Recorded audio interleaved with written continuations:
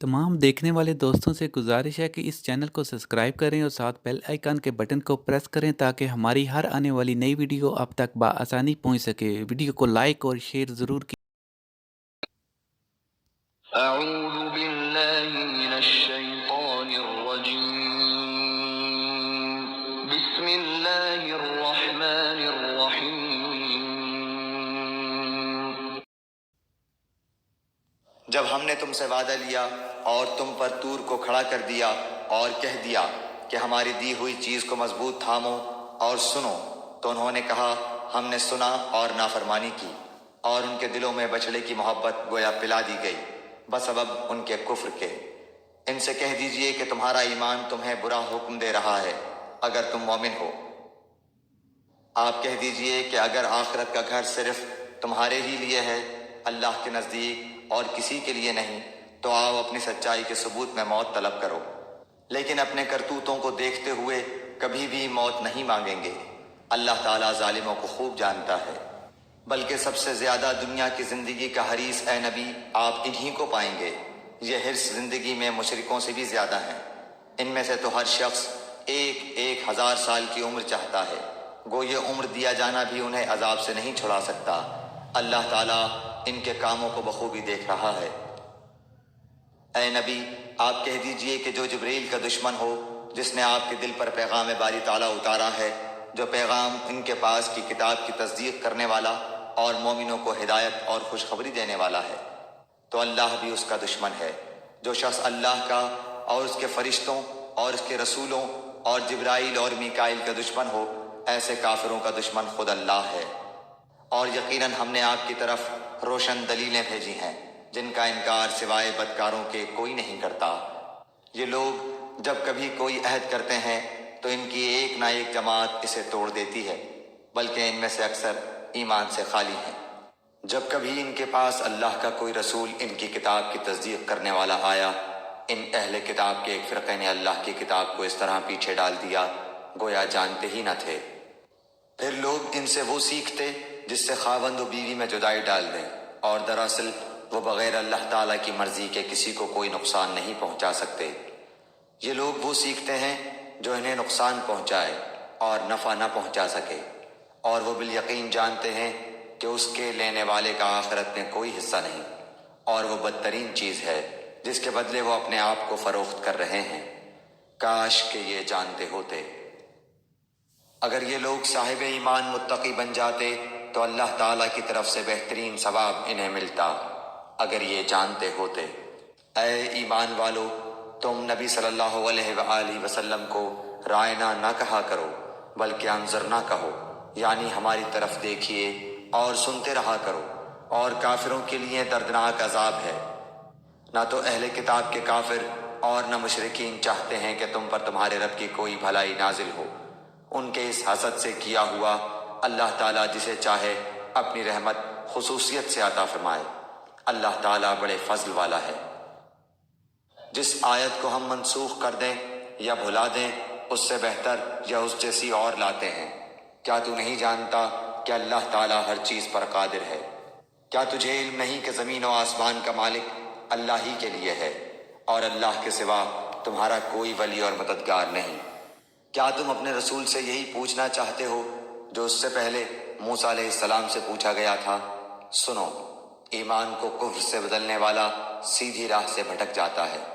ان اہل کتاب کے اکثر لوگ باوجود حق واضح ہو جانے کے محض حسد و بغض کی بنا پر تمہیں بھی ایمان سے ہٹا دینا چاہتے ہیں۔ تم بھی معاف کرو اور چھوڑو یہاں تک کہ اللہ تعالیٰ اپنا حکم لائے۔ یقیناً اللہ تعالیٰ ہر چیز پر قدرت رکھتا ہے۔ تم نمازیں قائم رکھو اور زکوٰۃ دیتے رہا کرو، اور جو کچھ بھلائی تم اپنے لیے آگے بھیجو گے سب کچھ اللہ کے پاس پالو گے۔ بے شک اللہ تعالیٰ تمہارے اعمال کو خوب دیکھ رہا ہے۔ یہ کہتے ہیں کہ جنت میں یہود و نصارہ کے سوا اور کوئی نہ جائے گا، یہ صرف ان کی آرزوئیں ہیں۔ ان سے کہو کہ اگر تم سچے ہو تو کوئی دلیل تو پیش کرو۔ سنو، جو بھی اپنے آپ کو خلوص کے ساتھ اللہ کے سامنے جھکا دے، بے شک اسے اس کا رب پورا بدلہ دے گا۔ اس پر نہ تو کوئی خوف ہوگا نہ غم اور اداسی۔ یہود کہتے ہیں کہ نصرانی حق پر نہیں، اور نصرانی کہتے ہیں کہ یہودی حق پر نہیں، حالانکہ یہ سب لوگ تورات پڑھتے ہیں، اسی طرح انہی جیسی بات بے علم بھی کہتے ہیں۔ قیامت کے دن اللہ ان کے اس اختلاف کا فیصلہ ان کے درمیان کر دے گا۔ اس شخص سے بڑھ کر ظالم کون ہے جو اللہ تعالیٰ کی مسجدوں میں اللہ تعالیٰ کے ذکر کیے جانے کو روکے اور ان کی بربادی کی کوشش کرے؟ ایسے لوگوں کو خوف کھاتے ہوئے ہی اس میں جانا چاہیے۔ ان کے لیے دنیا میں بھی رسوائی ہے اور آخرت میں بھی بڑا عذاب ہے۔ اور مشرق اور مغرب کا مالک اللہ ہی ہے، تم جدھر بھی منہ کرو ادھر ہی اللہ کا منہ ہے۔ اللہ تعالیٰ کشادگی اور وسعت والا اور بڑے علم والا ہے۔ یہ کہتے ہیں کہ اللہ تعالیٰ کی اولاد ہے، نہیں بلکہ وہ پاک ہے۔ زمین و آسمان کی تمام مخلوق اس کی ملکیت میں ہے اور ہر ایک اس کا فرما بردار ہے۔ وہ زمین اور آسمانوں کا ابتداءً پیدا کرنے والا ہے۔ وہ جس کام کو کرنا چاہے کہہ دیتا ہے کہ ہو جا، بس وہ وہیں ہو جاتا ہے۔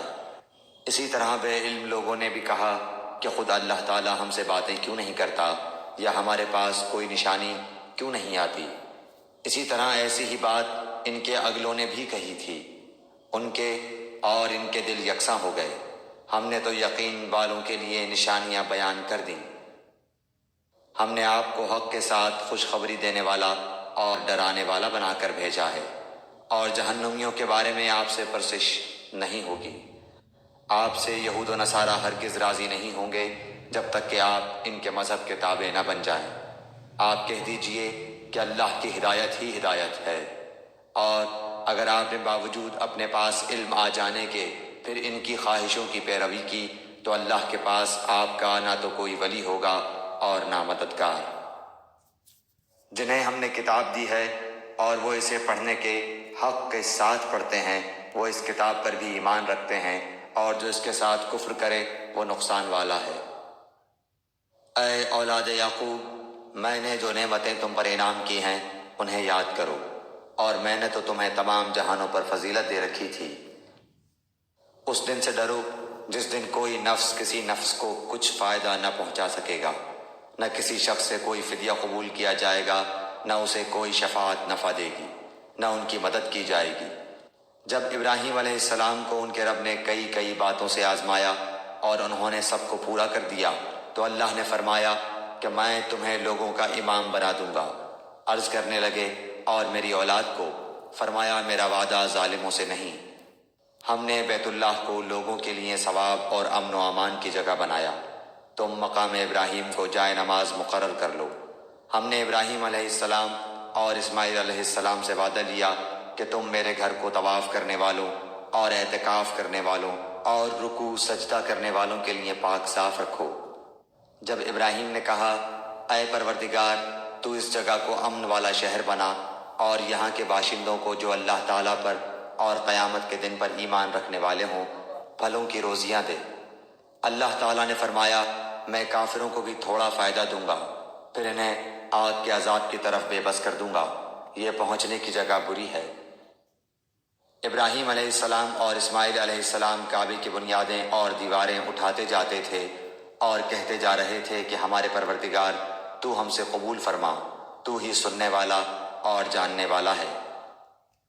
اے ہمارے رب، ہمیں اپنا فرما بردار بنا لے اور ہماری اولاد میں سے بھی ایک جماعت کو اپنی اطاعت گزار رکھ، اور ہمیں اپنی عبادتیں سکھا اور ہماری توبہ قبول فرما، تو توبہ قبول فرمانے والا اور رحم و کرم کرنے والا ہے۔ اے ہمارے رب، ان میں انہی میں سے رسول بھیج جو ان کے پاس تیری آیتیں پڑھے، انہیں کتاب و حکمت سکھائے اور انہیں پاک کرے، یقیناً تو غلبے والا اور حکمت والا ہے۔ دین ابراہیمی سے وہی بے رغبتی کرے گا جو محض بے وقوف ہو، ہم نے تو اسے دنیا میں بھی برگزیدہ کیا تھا اور آخرت میں بھی وہ نیکوکاروں میں سے ہے۔ جب کبھی بھی انہیں ان کے رب نے کہا فرما بردار ہو جا، انہوں نے کہا میں نے رب العالمین کی فرما برداری کی۔